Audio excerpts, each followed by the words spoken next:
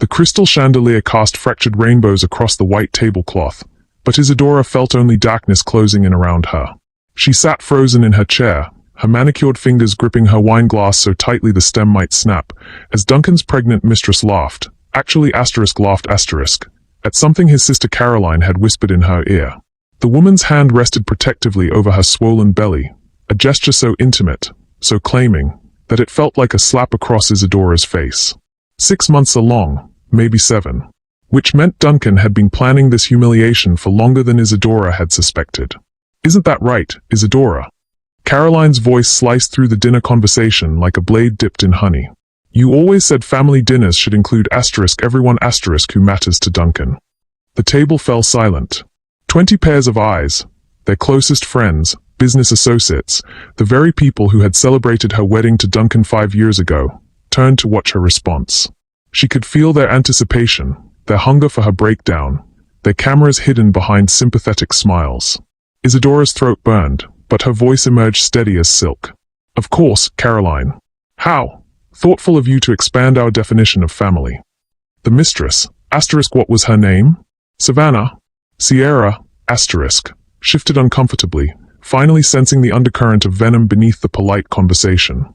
But Duncan, her billionaire husband, merely cut into his steak as if nothing had happened, as if he hadn't just allowed his sister to seat his pregnant lover at their anniversary dinner. As Isadora lifted her wine glass in a mock toast, her wedding ring catching the light, one thought crystallized in her mind with diamond-sharp clarity. They have no idea what they've just unleashed.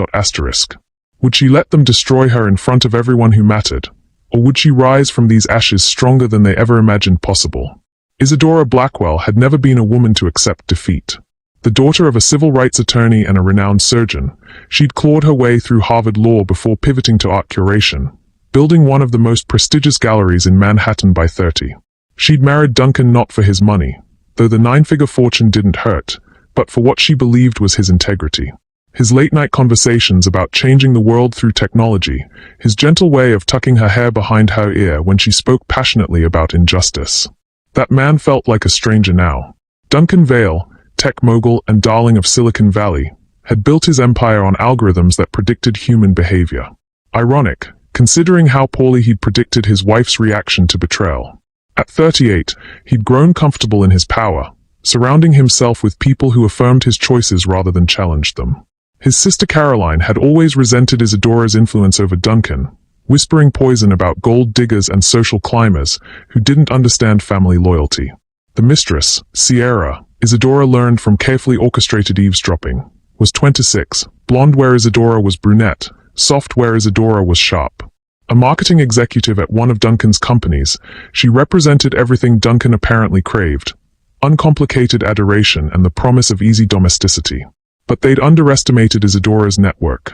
Her gallery didn't just showcase art, it hosted the wives, daughters, and mistresses of every power player in New York. Women who lunch weren't just socialites. They were information brokers, and Isadora had been collecting their secrets for years. As she smiled through the remainder of that humiliating dinner, watching Sierra giggle at Duncan's stories while Caroline smirked into her champagne, Isadora felt something cold and calculating settle in her chest. They wanted to play games with her reputation, her marriage, her very identity. Fine. But they were about to learn that she'd been playing this game since before Sierra knew what a hostile takeover was.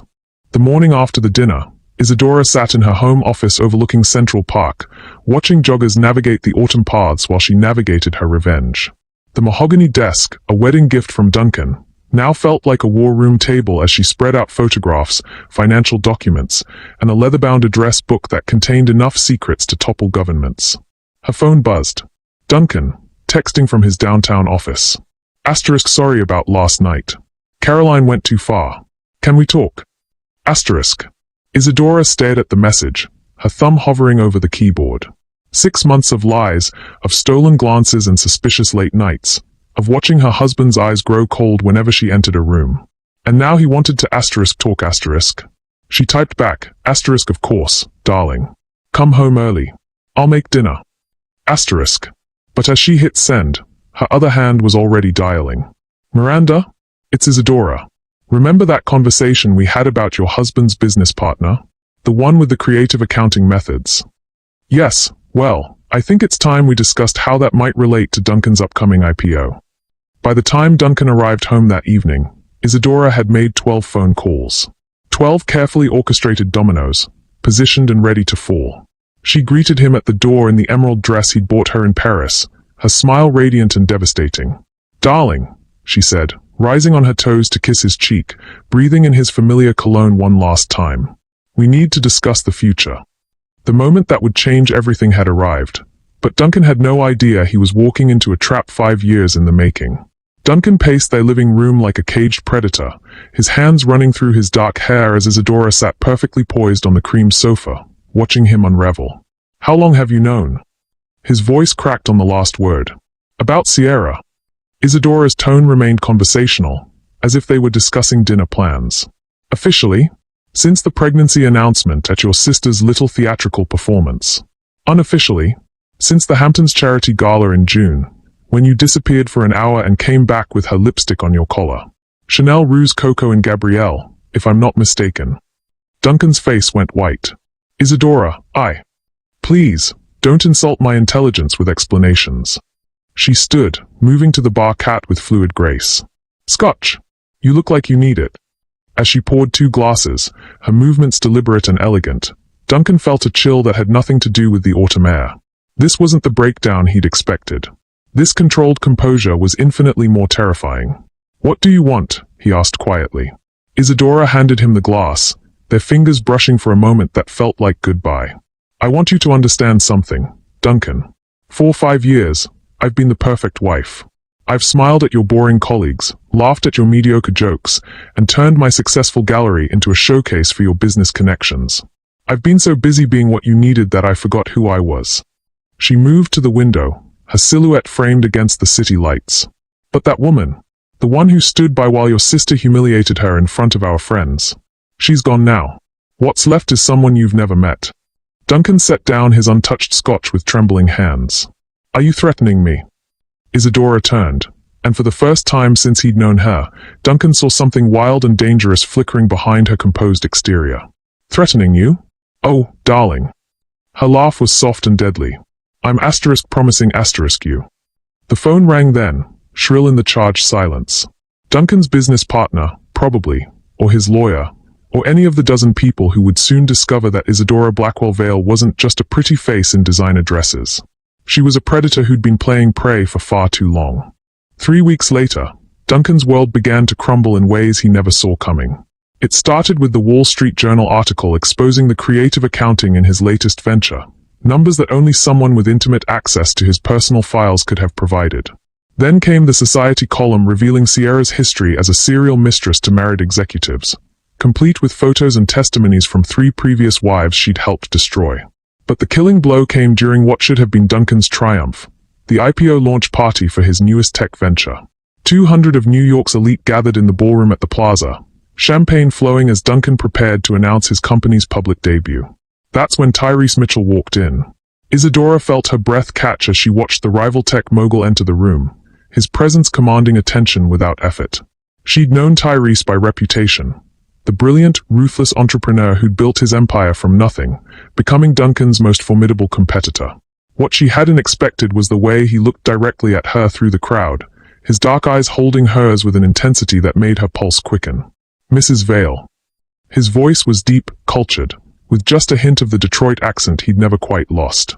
"I've heard remarkable things about your gallery. Mr. Mitchell." She extended her hand, surprised when he lifted it to his lips rather than shaking it. The gesture should have felt antiquated, but instead it sent electricity racing up her arm. "I wasn't expecting to see you here." His smile was sharp, predatory.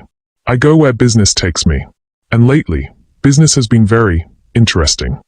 Across the room, Duncan was deep in conversation with investors, Sierra clinging to his arm in a dress that barely contained her expanding figure. Neither had noticed Tyrese's arrival, or the way he'd positioned himself next to Isadora like a declaration of intent. "You orchestrated this," Tyrese said quietly, his words meant only for her. "The journal article, the scandal, the timing. It's brilliant." Isadora's mask slipped for just a moment, surprise flickering across her features. "I don't know what you mean." "Of course you don't." His laugh was warm, appreciative. "But hypothetically, If someone had access to Duncan's financial records and wanted to tank his IPO right before launch, they'd need inside knowledge of his business practices and connections to investigative journalists. They'd also need perfect timing and nerves of steel. She lifted her champagne glass, using the moment to study his face. And why would someone want to do such a thing? Because Tyrese stepped closer, close enough that she could smell his cologne, cedar and bergamot, completely different from Duncan's lighter scent. Sometimes the only way to win is to make sure your opponent destroys himself. The revelation hit her like lightning. He wasn't just attracted to her intelligence. He respected it. For the first time in years, someone was looking at her not as an ornament or an obstacle, but as an equal player in a game she'd been mastering while everyone else underestimated her. "Dance with me," he said, extending his hand as the orchestra began a waltz. It wasn't really a request, and they both knew it.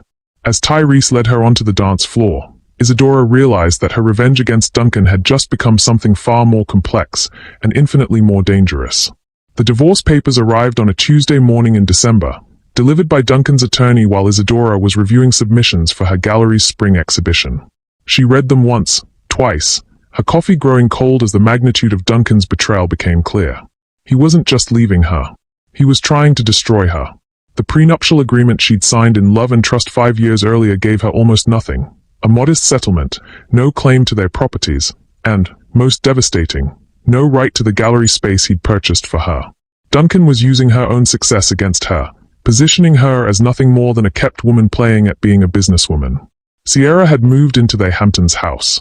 Caroline was already planning their engagement party, and Isadora was meant to disappear quietly, grateful for whatever scraps of dignity they allowed her to keep. Her phone buzzed constantly, friends offering hollow sympathy, journalists fishing for quotes, business associates distancing themselves from the scandal. Each conversation felt like another small death, watching 5 years of carefully built relationships crumble because she'd chosen the wrong man to trust. The worst call came from her assistant at the gallery. "I'm sorry, Isadora. Mr. Vale's lawyers were very clear. We need to vacate the premises by the end of the month. The building lease reverts to his company." Isadora stood in the gallery's main exhibition space, surrounded by paintings she'd carefully curated, installations she'd fought to acquire, the physical manifestation of everything she'd built from nothing. Soon it would all belong to Duncan, another trophy in his collection of conquered territories. She called Tyrese that night, her pride finally cracking after weeks of his patient pursuit. "I can't do this anymore," she whispered into the phone, standing alone in her empty apartment. Duncan had taken most of the furniture, claiming it belonged to the estate. "He's going to win. He's going to take everything and leave me with nothing, just like he planned." "Where are you?" Tyrese's voice was immediately alert, concerned. "Home. What's left of it." "I'm coming over." "Tyrese, no. I can't. I won't be some rebound relationship for you to pity." "Isadora." His voice cut through her spiral with quiet authority. "I'm coming over. Not because I pity you, but because the woman who brought down Duncan Vale's IPO and exposed his mistress's history doesn't give up when the game gets difficult." After he hung up, Isadora looked around at the ruins of her marriage, her business, her carefully constructed life. For the first time since that horrible dinner at Caroline's, she let herself cry, not from weakness, but from the terrible weight of realizing that sometimes love meant learning to trust again, even when trust felt impossible. Tyrese arrived 40 minutes later with Chinese takeout, a bottle of wine, and a manila folder that would change everything. "Eat first," he said, unpacking containers on her kitchen counter with the easy confidence of someone accustomed to taking charge. Strategy requires fuel. Isadora found herself laughing despite everything. "Is this how you handle all your business crises? With low mine and fortune cookies? Only the ones that matter." His smile was gentle, but his eyes held that familiar sharp intelligence. "And make no mistake, Isadora, this matters." As they ate, he told her about his own divorce 3 years earlier. A wife who'd tried to take half his company, lawyers who'd painted him as a cold, calculating monster, months of character assassination in the press. "The difference," he said, pouring wine into the mismatched glasses that were all Duncan had left her, "is that I had resources she couldn't touch. You've been playing by rules that were designed to make you lose." He slid the manila folder across the counter. "So let's change the rules." Inside were photographs, financial documents, and legal papers that made Isadora's breath catch. Duncan's hidden offshore accounts. Sierra's real identity, not a marketing executive, but a professional mistress with a criminal history of blackmail and fraud. Caroline's gambling debts and the money she'd been embezzling from Duncan's charitable foundation to pay them. How did you? The same way you gathered intelligence on Duncan's business practices, Tyrese said quietly. Carefully, methodically, and with better lawyers than he has. Isadora looked up at him, seeing him clearly for perhaps the first time. Not just the successful businessman or the charming dinner companion, but the strategist who'd been several moves ahead of everyone else from the beginning. Why? She asked. Why would you help me like this? Tyrese reached across the counter, his fingers covering hers. The touch was electric, but also steady, grounding. Because 3 months ago, I watched you hold your head high while your husband's sister tried to humiliate you in front of half of New York's social elite. Because you've spent weeks systematically dismantling his reputation without anyone realizing you were behind it. Because when you walk into a room, you make everyone else look like they're playing checkers while you're playing chess. He paused, his thumb brushing across her knuckles. And because I've never met a woman who could make revenge look so elegant. Isadora felt something shift inside her chest, a warmth she'd forgotten was possible. Not just attraction, though the pull between them was undeniable, but recognition. The feeling of being seen, truly seen, for who she actually was rather than who someone needed her to be. What happens now? She whispered. Tyrese's smile was dangerous and beautiful. Now, we finish what you started. But this time, you won't be fighting alone. The charity gala was meant to be Duncan and Sierra's coming out party as New York's newest power couple. 500 guests at the Metropolitan Museum, black tie elegance, and cameras from every major society publication. Duncan had planned it as his resurrection, the brilliant tech mogul moving forward from an unfortunate marriage to embrace his true love and their coming child. Instead, it became his funeral. Isadora arrived on Tyrese's arm, stunning in midnight blue silk that made her skin glow and her eyes flash with dangerous fire. She'd spent the week strategically leaking information to journalists, seeding society columns with carefully chosen details, positioning all the pieces for this final, devastating move. Ladies and gentlemen, Duncan's voice carried across the museum's grand hall as he raised his champagne glass, Sierra radiant beside him in maternity couture. Tonight we celebrate not just charity, but new beginnings. Sometimes life gives us unexpected gifts. That's when the screens around the room flickered to life. Financial records scrolled across museum walls. Offshore accounts, falsified tax returns, and embezzled charity funds. Then came the personal revelations. Sierra's arrest record for fraud, her previous marriages to 3 different men she'd left bankrupt and broken. Caroline's gambling addiction and the foundation money she'd stolen to feed it. But the piece de resistance was the recording, Duncan's own voice, captured during a private conversation with his lawyer, discussing how to hide assets from his gold-digging wife and ensure she got exactly what she deserved for thinking she could play in his league. The room erupted. Cameras flashed as guests pulled out phones, recording Duncan's face as it cycled through confusion, recognition, and finally, devastation. Sierra's composure cracked, her hand flying to her throat as she realized her carefully constructed facade was crumbling in real time. You. Duncan's voice cut through the chaos as his eyes found Isadora across the room. You did this. Isadora stepped forward, Tyrese's steadying presence beside her. She was no longer the broken woman who'd been served divorce papers a month ago. She was magnificent in her power, terrible in her precision. No, Duncan, she said, her voice carrying clearly through the stunned silence. You did this. I simply made sure everyone could see who you really are. Security moved to escort them out as the FBI agents, whom Isadora had contacted weeks earlier about the financial irregularities, moved in. Duncan's empire, built on lies and stolen money, was finally collapsing under the weight of truth. As they walked through the museum's marble corridors, leaving the chaos behind, Tyrese caught Isadora's hand. How does it feel? He asked quietly. Isadora considered the question, surprised by the answer. Empty, she admitted. I thought revenge would feel more satisfying. That's because you're not really a vengeful person, Tyrese said, stopping in the shadow of an ancient Greek statue, its marble face serene in the dim light. You're someone who believes in justice. There's a difference. He turned to face her fully, his hands framing her face with infinite gentleness. The question now is, what do you want to build from here? Looking into his eyes, Isadora realized that everything she'd lost, the marriage, the gallery, the life she'd carefully constructed, had been built on a foundation of compromise and diminishment. For the first time in years, she could choose to build something authentic, something that honored who she really was rather than who someone else needed her to be. "I want to build something real," she whispered. "Something that can't be taken away by lawyers and prenups and men who think love is ownership." "Then build it with me," Tyrese said, and kissed her with the passion of a man who'd been waiting his entire life to find an equal partner in ambition, intelligence, and hope. 2 years later, Isadora stood in the gallery space of her dreams. Not the sterile white box Duncan had purchased for her, but a converted warehouse in Brooklyn that she'd bought with her own money, filled with art that challenged and provoked rather than simply decorated. The opening night of her Phoenix Rising exhibition drew crowds that spilled onto the street. Critics, collectors, and artists mingled beneath installations that told stories of transformation, resilience, and the beauty that emerged from ashes. At the center of the main gallery hung her own piece, a massive mixed-media work incorporating fragments of her old life, pieces of her wedding dress, pages from Duncan's business plans, photographs from that terrible dinner at Caroline's, but transformed into something powerful and beautiful. "Mrs. Mitchell," a journalist approached, notebook in hand. "Can you tell us about the inspiration behind tonight's exhibition?" Isadora smiled, her wedding ring, a simple platinum band chosen with love rather than strategy, catching the gallery lights. "Sometimes we have to lose everything we think we want to discover what we actually need," she said. "This exhibition celebrates that process of becoming."